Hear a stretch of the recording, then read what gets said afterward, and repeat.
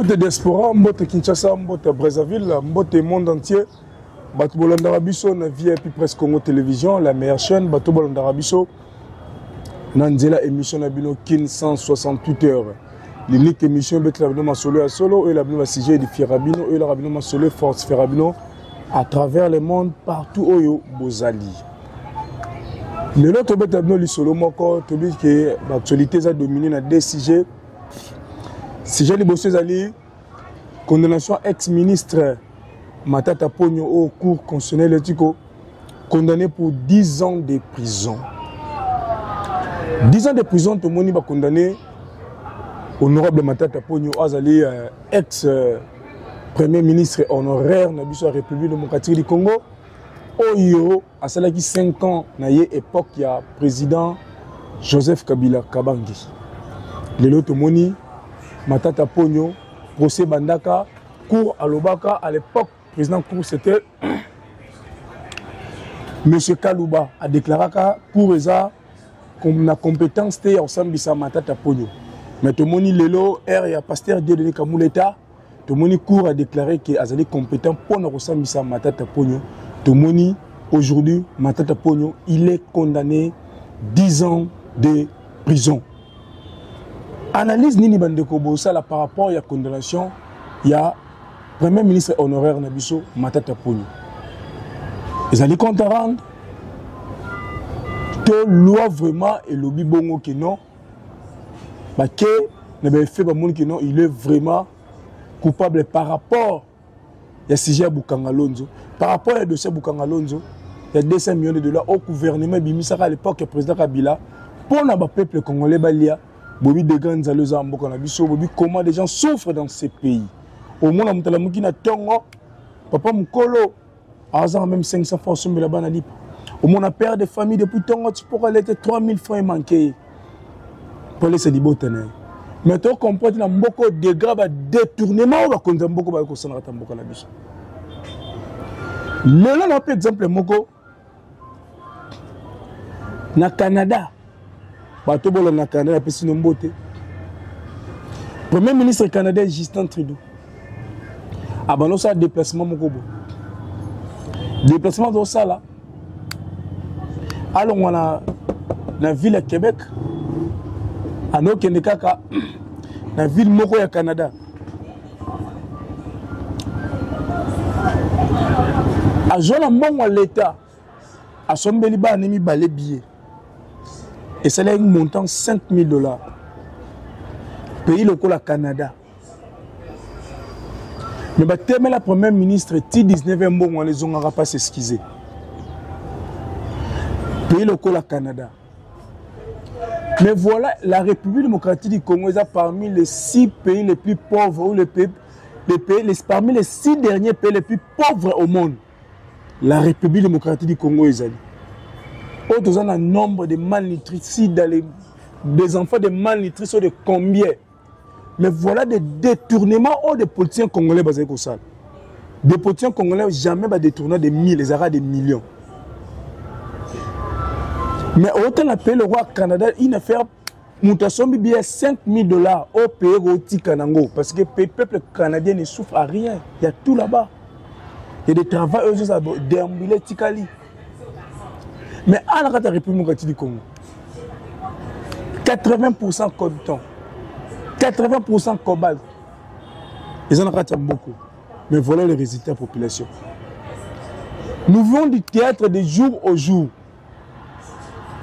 Moi, aujourd'hui, je félicite le cours constitutionnel de l'homme ministre honoraire Matata Pogno, aujourd'hui aux arrêts, Bakangié, pour la mbongo à Congolais. Oui, félicitations à la cour. Massivité. Et belé bazolia la mbongo et belé bazapi bazak tuer le régime. Tout le monde appelle bangonio sur base à la paix, bon au pied d'égalité. Tout le monde a la déclaration ministre honoraire et finance, M. Nicolas Razet. Alors, Billy, mon projet ce que y est, le barato Kaboul. Nani le barato Kaboul. Nani le barato Kaboul. Il faut saisir. Tu es bon, papa, bon, maman, bon, tu vas où tu vas bon, tu vas bon, trésor public. Ce qui le lot, tout le monde ministre honoraire ma tête pour il est condamné 10 ans pour l'embon va Congolais. Félicitations de Betty Mabo. Oui, c'est bon la cour, mais il faut tout le monde peut détourner mon bon. Les gars pas là-bas. Cour, le pasteur Dieu donné comme moulette. Sambi ça bon nyos, oh moi là condamné les mon na Congolais. À là-bas, le peuple souffre. Et un bon là bon retourner dans ma famille là bon Congolais héritage.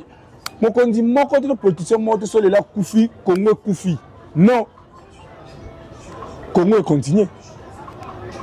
Or qu'il y a 1m20. Donc que son âme repose en paix. C'est fini les partis, la vie continue.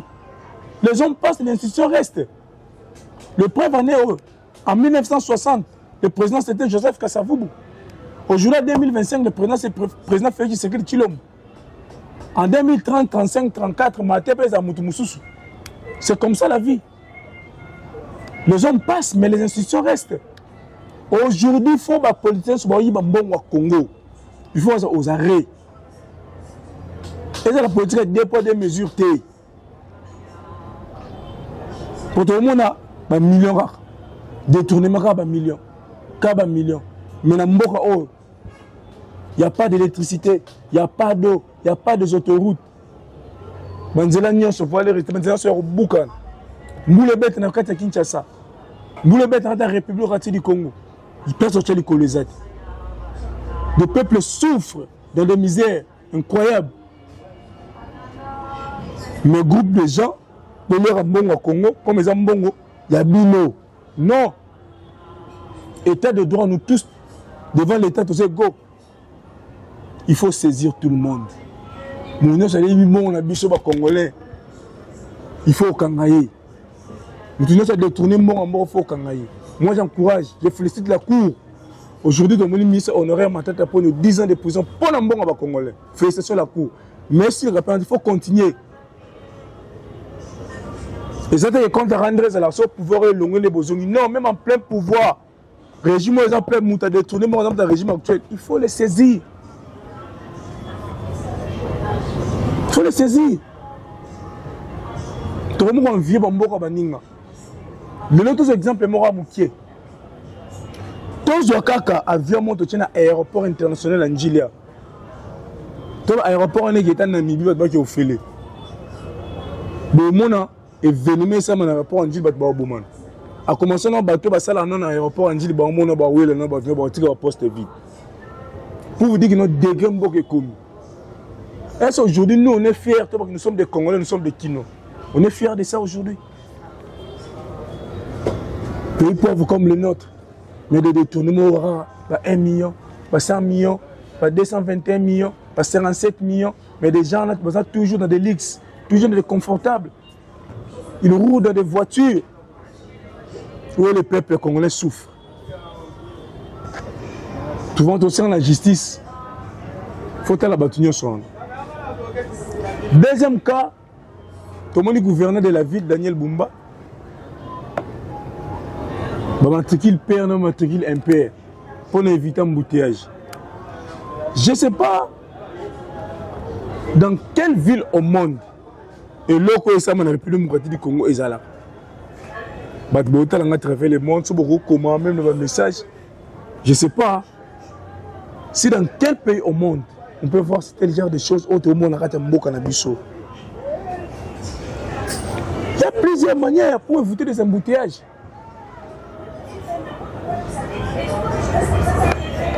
Il faut chemin de fer, Fouezal, moto fluvio, Fouezal, route secondaire, Fouezal. C'est ça la meilleure chose, c'est ça la meilleure solution pour éviter des embouteillages. So, quand toi tu dis que non, monsieur le gouverneur, matricule impère et bimaté, matricule père et bimaté, yebisanga. Chauffeur bimarawana, baluga tembela bana bango bamadeso bana bonde bimarawana. Sur les jours où bimaté, nous connaissons comment nous vivons actuelle la ville de Kinshasa, comment où toujours vivre. Si tu sors dans une lipa, si tu ne sors pas, au bon milieu ton onzal. Papa ni nanjo moi bana balali nzala vandi. Le gouverneur bilelo matricule n'engeza père et bimaté, impère et bimaté. Monsieur le gouverneur, soyons sérieux quand même. Je crois que tu vas voter qui on a ensemble. Vous avez un projet, un programme au présenté avec les députés provinciaux et ville province de Kinshasa. Comme vous avez voté selon le projet, c'est-à-dire que vous avez un vice-gouverneur, vous avez un projet de Boyaki. Nous avons en pratique. Le mal chez nous, politique, politique, ils ont des compétences, ils ont des autant chance. Maintenant, RDC politique, comment ils ont autant de chance? Autant de chance spécifiques. Maintenant, aucune vision par rapport, il y a poste aujourd'hui. Voilà le jeu des embouteillages. Là où je fais mon émission, si on les aide comme à centre-ville, je peux faire 20 minutes à 25 minutes. Mais avec des transports et des embouteillages de nos jours, je peux faire 4 heures du temps pour comme en ville. Tout ça, il n'y a pas de route. Banzela Maboulou. Et aujourd'hui, Kinshasa la belle, ils ont vivre. Pour moi, vraiment, monsieur le gouverneur, il faut trouver d'autres préoccupations. Mais ça, vraiment, je ne sais pas, je vais conseiller qu'on a vraiment. Je vais conseiller à la rater, monsieur le gouverneur. Vraiment, population, micro na monsieur Tambolaki, partout, on a VIP, vous avez des difficultés partout dans Banzela, partout, Banzela, dans Banzela sur la route des athées. C'est même des émissions, nous sommes dans la place, nous sommes dans la côte, on a l'érosion. Vous montrez les conditions des gens pour vivre. Il y a beaucoup à faire. Il faut faire des choses, ce qui est important et ce qui est urgent. Merci Banderos, Bolandi Bisso. Beaucoup de nous abonnés massivement dans votre chaîne VIP Presse Congo Télévision La Meilleure. Merci d'avoir tenu sur à travers le monde. Vous s'abonner massivement dans votre chaîne. Merci à Bobo Semlov, merci à Miss Bijou du Congo. Merci d'avoir tenu sur le monde entier. Vous s'abonner massivement. Vous s'abonner massivement dans votre chaîne. Mais Michel Sikizouya, actualité du jour et actualité de l'air. Merci, Tokoten Balassima. Bye.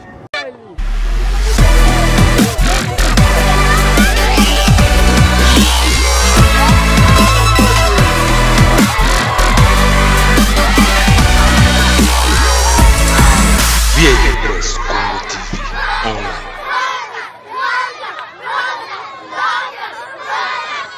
VIP Presse Congo TV online.